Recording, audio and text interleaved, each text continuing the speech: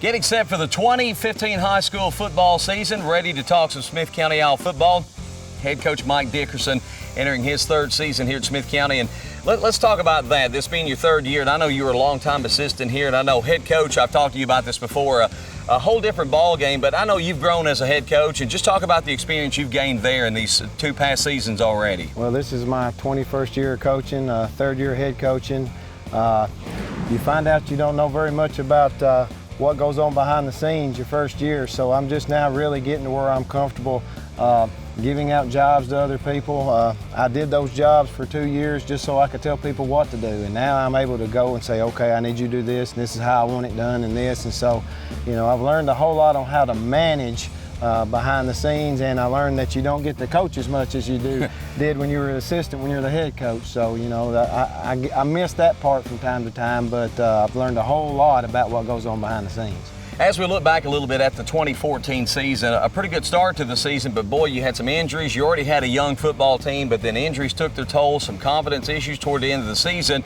But I know in talking to you prior to our interview, you've been really pleased with how the team has reacted as they've gone into 2015. The mindset of this team seems to be a little stronger, and of course, experience with all the young players that you had to play last year. Well, you know, we had basically our second offensive line was in the first 2-3 ball games, and finished the season with 5 freshmen playing. So we gained some valuable experience, took our lumps like you have to do sometimes, and with that experience, they came into spring practice, and we had a very good spring practice, a good winter workout. Their attitude has been very good, very focused and getting better every week, and hopefully that will continue to go as we get into fall. Let's talk about offensive philosophy a little bit. You've had some tweaks since your first season as the head coach, and talk about some things we're going to see differently this year.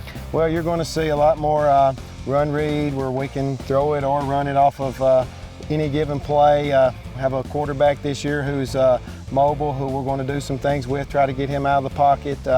We feel like we got some skill players that if we can get out in the open, who have a chance to score. So we're going to be multifaceted, and you know, you'll see several different formations out of us this year. You mentioned your quarterback Carson Hackett taking over for Mason Dillon, a tough young man certainly in his own right. Let's talk about what Carson brings to the table and what we'll see differently than what Mason did.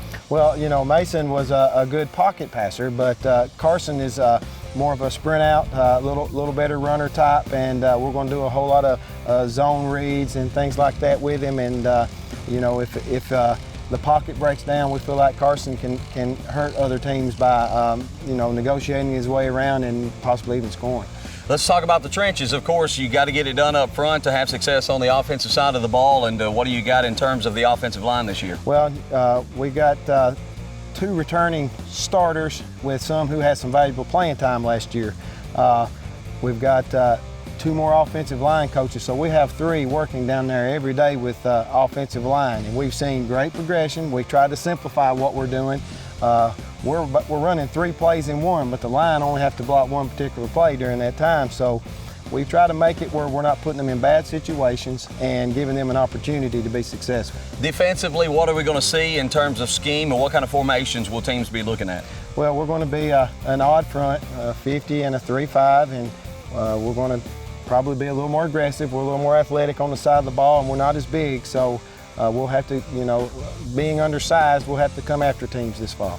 Coach, let's talk a little bit about the mindset as you exited last season, going through spring workouts, going through the summer. Talk about the progression of the team, that mindset, the confidence, everything that you've seen as the team came off the season that you had, and as you build toward this year, how have you seen that progress? Well, what I started from day one after we finished the season is that we got to finish. You know, I told you earlier, we had 5 ball games that we were in, and we could not finish at the end of the season. So from day one, we've been preaching, we got to finish, and that we started that in the weight room.